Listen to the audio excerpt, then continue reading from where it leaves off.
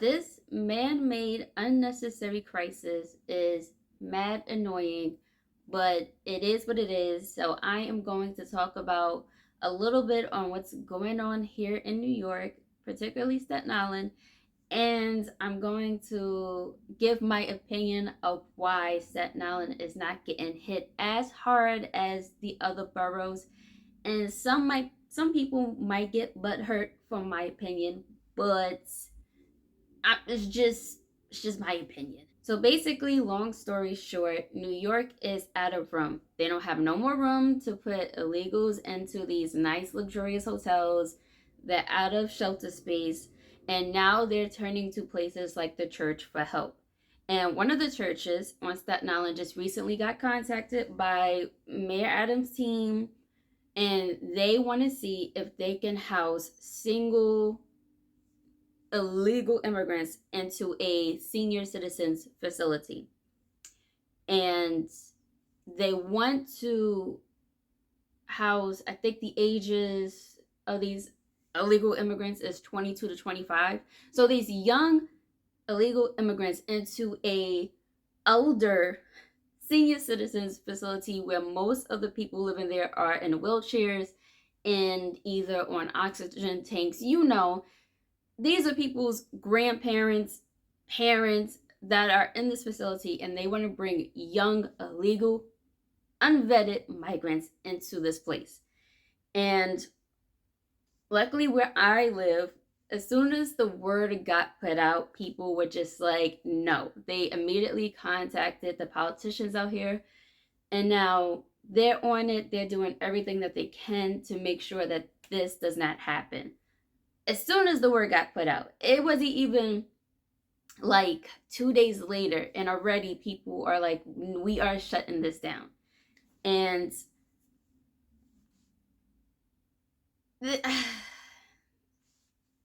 see, there is a reason why where I'm from, when things like this happen, people are on it, people are on high alert, and basically it's just a different ball game out here versus the other boroughs. And I'm gonna try to be nice here, because usually I just press play and just start talking, and I am not very good at filtering my words, but I don't want to be fake. So but I'm gonna try to be nice about it. So the reason why I feel like Staten Island is not getting hit as hard, besides the fact that people are on it and they don't want this in their community and yada yada yada, versus the other boroughs, to me, and this is just me observing and from conversating with people from the other boroughs, like Brooklyn, Bronx, Queens, Manhattan is a different breed, but it's just, y'all don't have much of a foundation and a base like y'all used to have. And I'ma just explain that briefly. What I mean by that is, what I mean by y'all don't have a base or foundation like that, a lot of you guys are new, like first generation immigrants. A lot of, even though you guys are legal immigrants, or you come from legal immigrant parents, y'all don't really have that American spirit like that. And what I mean by that is, like, okay, when I talk to people from the other boroughs, and y'all from places like Jamaica, Ecuador, all these other places, I hear the way you guys talk about America, and y'all just be basically shit talking. And in my head, it's just weird. I'm just like, okay, why y'all even here? And I'm trying to put myself in y'all shoes, because I'm mixed. I have immigrant ancestry and all that stuff. But I'm trying to put myself in your shoes, and I can't seem to understand still, because that's like me moving to the UK or something, and I'm talking mad shit about the UK, and it's like, to people that's from the UK, they'll look at me like, why am I there then? Like, why would I move to the UK? Why would I move to a place that I don't even like? And when it comes to America, a lot of you, not all of you guys, not all, because some of y'all really do love being here in America, but a lot of y'all be talking mad shit. And I'm just like, okay. And then if I say why y'all here, y'all have nothing to say to that. And when it comes to Staten Island, there's a lot of there are a lot of original like New Yorkers that been here for generations upon generations. A lot of you people in the other boroughs, y'all ain't originally New Yorkers like how y'all claim y'all are. Like, y'all don't even know the original accent of New Yorkers, and y'all think throwing a bunch of curse words and slang and sounding rude is a New York accent, and it really isn't. You know, just the little things. There's a lot of things that you guys don't know.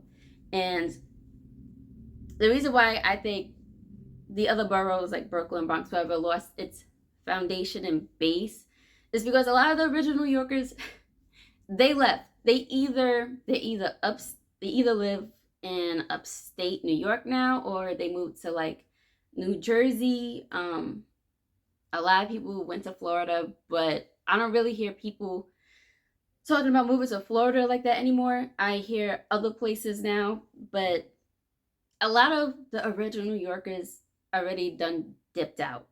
And I feel like if a lot of them was still living where they was living, like in Brooklyn, whatever, it would be a different story, because back then, even like a few years ago, there was more of a backbone with all the boroughs, but now it's not, except for places like here in Staten Island. And I don't care who gets sensitive off of this, and some of y'all may start talking shit in the comments. I don't care. Like, I know a difference between a real New Yorker and someone who just got here, but do love the benefits of saying that, oh, I'm from Brooklyn or I'm from the Bronx. That's the only thing that y'all have, and that's that. Like, I've been in New York my whole life, so I know the difference. And I know some people will be offended off of that, but at the same time, I mean, it is what it is. Like, every time when I mention anything good about America, based off of conversations that I be having with people that are from the other boroughs, that are from other places, they always got something to say, something slick out of their mouth. So I know this is true. And to me, that's the reason why I feel like the other boroughs are getting ran through. Because, yeah, I didn't really care too much in the first place. Yeah, just here because either you was born out here from first generation legal immigrants, or y'all just moved out here. But y'all really, y'all heart is still where your ancestors are from. Like, y'all praise where y'all originally from, but you don't accept where you live right now. And that is the problem, because when this whole this man-made crisis started happening, and when I had certain conversations with a few people, they're just like, they didn't care, and they just felt like, oh, America owes everyone. I've heard, I mean, I just heard a lot of things, and I was just like, okay, I see where this is going, and this is just the result of it. And there's nothing wrong with embracing where you're from, But still, y'all don't accept where y'all are at right now. And like I said, that is the problem. Not everybody is like this, because there are some immigrants out here who love being in America. And I do mainly see that in like the immigrants who are older, not like, more like the boomers and whatnot. They have more of appreciation than the younger generation, at least off of what I've noticed. And another thing too, when I get into these conversations with these kind of people, and some of them know that I am a part of a Native American tribe, and they're just like, oh, why do you even care for it? Shouldn't this be like karma and revenge or whatever, because of what the white man did to your ancestors, this, that. And okay, I could look at it from those lens, but I do see it in a different light. Like, my ancestry land is still getting invaded no matter what.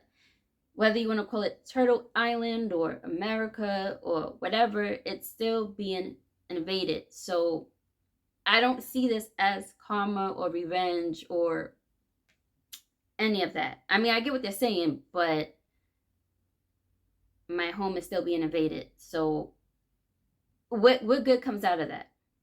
I feel like people don't think 10 steps ahead. I just really, I'm starting to be convinced of that, because it don't make any sense. I'm gonna leave it like that. That is just my opinion.